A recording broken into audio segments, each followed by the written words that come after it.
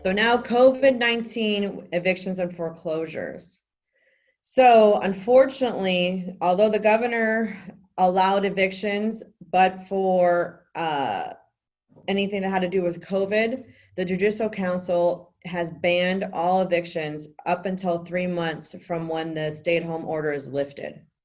So Governor Newsom last week just extended that till the end of July, which means there will not be an eviction allowed in the state of California for 3 months from August 1st. So you're looking at October 1st for the earliest date to start an eviction.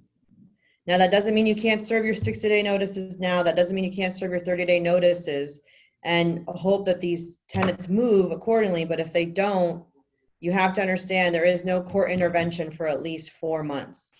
And that's an extensive amount of time.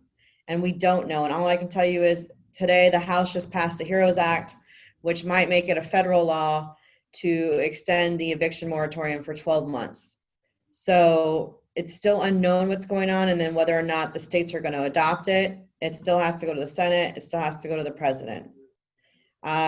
Once again, you can still serve tenants notices to terminate relationships. You can serve tenants notices to terminate at fault. The only evictions that the state is allowing is for health and safety reasons. So if your tenant or there's a huge leak, they started a fire, you can go in an emergency hearing to try to get them evicted. For COVID, if you are currently a landlord as an investor, they have to give you notice that they are unable to pay as a result of suffering from a COVID-related financial or medical reason. And then they also have to show you proof that they cannot financially pay for the rent, or that they're suffering a medical condition as a result of COVID. But they also just amended in the County of Los Angeles that you can sign a verification, the tenant can sign a verification just stating they can't pay rent. Now, once again, the state of California has extended this rent moratorium till the end of July 30th for the entire state. So they don't have to pay rent, but each county is taking it a little different. So LA County is allowing the rent moratorium to extend till July, but giving renters up until a year to pay their rent back. But then different cities are taking it different times. So my advice to you investors, if you guys are landlords and current landlords, is to find out what's going on in your certain county and state and city. With the eviction rule goes the consumer foreclosure rule. So once again, I say consumer foreclosures, which is like your standard mortgage. Do I have a question?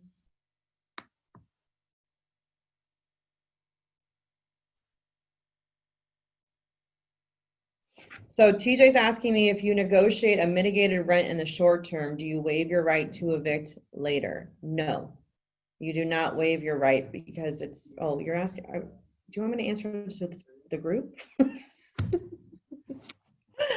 Okay, so you do not waive your right to evict later, but you can still evict. So it's like you kind of have like two different leases now. So you have the rent moratorium, but the current lease is still takes precedence. So the tenant still has to uphold the current lease, but for the time period from April 1st until the end of July, that rent is kind of separated. So you come up with a payment plan or an agreement that can be upheld, but if they kind of breach that agreement, then that's a civil lawsuit. It has nothing to do with the eviction.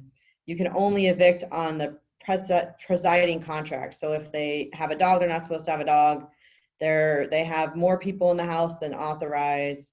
They have any type of breach of the current lease, you can start that eviction separately. In regards, so like I was talking about before, evictions and foreclosures are going hand in hand, unfortunately, right now with the state, the governor's new rent moratorium and foreclosure moratorium. So the foreclosures can't start until consumer foreclosures, like your Bank of America's, your Wells Fargo, not your hard money lenders. They have a different type of guidance, but they cannot start foreclosure proceedings for 3 months, 90 days after the rent moratorium stay-at-home order is lifted. So you're not going to start seeing foreclosures until after October 1st at the earliest. unless we start shutting down again. And once again, that's for the stay-at-home order to lift. That's the main order that's set by the Governor Newsom. Now, Governor Newsom's rent moratorium and foreclosures was a lot easier and better for the state, but the Judicial Council took it a step further by extending this 90 days after the stay-at-home order. So this is a Judicial Council rule, which is, this is the courts making this decision. There is not, they will not issue a summons, which allows me to serve the tenant for 90 days. So we can file evictions all we want. I can file 100 a day. I cannot get them served to the tenant to start it. And the last point on here is the HEROES Act may extend it for 12 months. And this is going to be the same for consumer foreclosures. So we have a lot of unknown right now with the COVID-19. The key to still purchasing tenant occupied properties for you investors is to negotiate cash for keys with these tenants. You have to factor in, I can tell you that I talked to BASA, which is the biggest attorney for tenants, and they're the worst attorney for tenants, which means they're very good for tenants. Lancaster is $6,000 for cash for keys. They're not even entitled to that much money, but you got to factor in, if you want a cash for keys agreement and you want a tenant out before even starting an eviction, $6,000.